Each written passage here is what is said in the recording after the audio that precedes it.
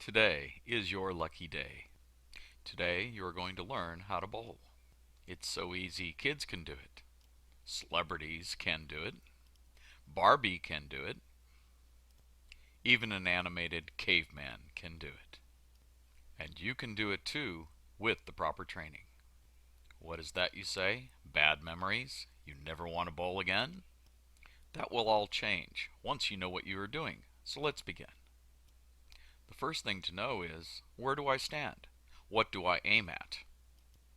The untrained bowler just picks up the ball, walks towards the pins, while looking at the pins, aims at the pins, and rolls the ball, which is exactly what you do not want to do. What you want to do is use the markings on the lane, the target arrows specifically, that are provided for you. You should not look at the pins until you've actually released the ball. So let's look at what a typical lane looks like. The pictures you're going to see are not to scale, so bear that in mind. As you can see, from the back approach dots to the foul line is 15 feet. There is actually 3 feet between the back approach dots and the front approach dots. From the foul line to the targeting arrows, which there are 7 from here to here, is 15 feet, and from the foul line to the head pin is 60 feet. You'll notice that the pins are numbered. There's 10 of them, and they're numbered so that they can be referenced. The head pin is number 1, then you have 2, 3, 4, 5, 6, 7, 8, and 9, and the 10 pin. So let's begin. Where do you stand? To figure that out, walk to the foul line. Turn your back on the foul line and take 4 easy steps back towards the approach dots. When you get to the approach dots, turn around. Add 6 inches to where your front toe is, and that will allow you to take 4 steps towards the foul line, a little bit of a slide, and to be able to release the ball without crossing the foul line. You want to lift the ball as you release it, bringing the ball upward while keeping your hand underneath. When you release it, the ball should land about here. But as you release the ball, bring your hand up into a shaking hand position. That will put a slight rotation on the ball so that when it moves down the lane, it will start to rotate and move up into the pocket. Again, these are the targeting arrows.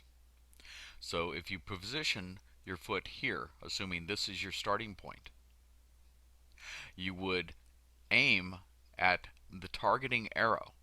So you would walk forward, lift the ball, aiming at this arrow. By aiming, I mean you are to roll the ball over that arrow.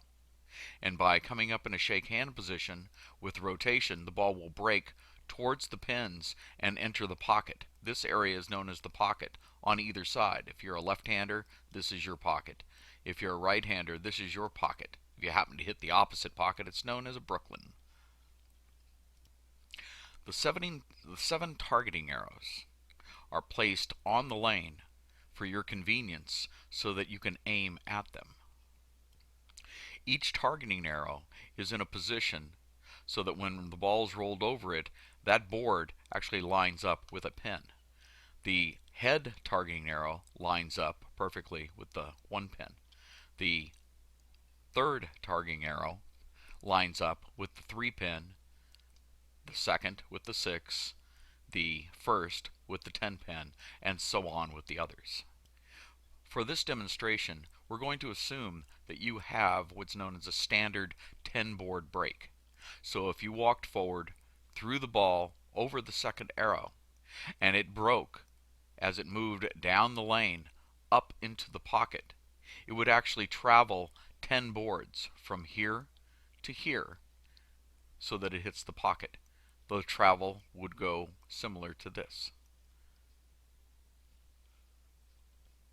If you have less than a 10 board break, let's say you have a 7 board break, you would adjust accordingly. You would stand here, 2 boards to the left of the second dot, And moving forward, you would aim at the board that is 2 boards to the left of the second arrow, which, breaking 7 boards, would again bring you up into the pocket. There are 39 boards in all. Starting with the 1 board, going to the 39th, you have the 7 targeting arrows in between, again, 5 boards between a targeting arrow and the next board prior to the next targeting arrow. This shows you where you place your feet, the target you aim at, the hook of the ball, and it travels up into the pocket. What's important is consistency, that you lift, throw the ball with the same rotation each time, regardless of what pins are standing. This consistency will allow you to not have to change how you throw the ball, but only change the position of your feet in order to pick up any pin on the lane. For example, to pick up the 10 pin, you would stand with your toe at the far left approach dot, still aiming at the second targeting arrow, and releasing it with the same rotation.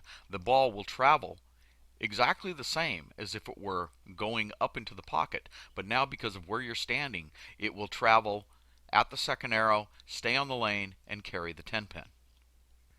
To pick up the 6 pin, you move half the distance between the last dot and the next one, starting there, still aiming at the second arrow, and you can pick up the 6 pin.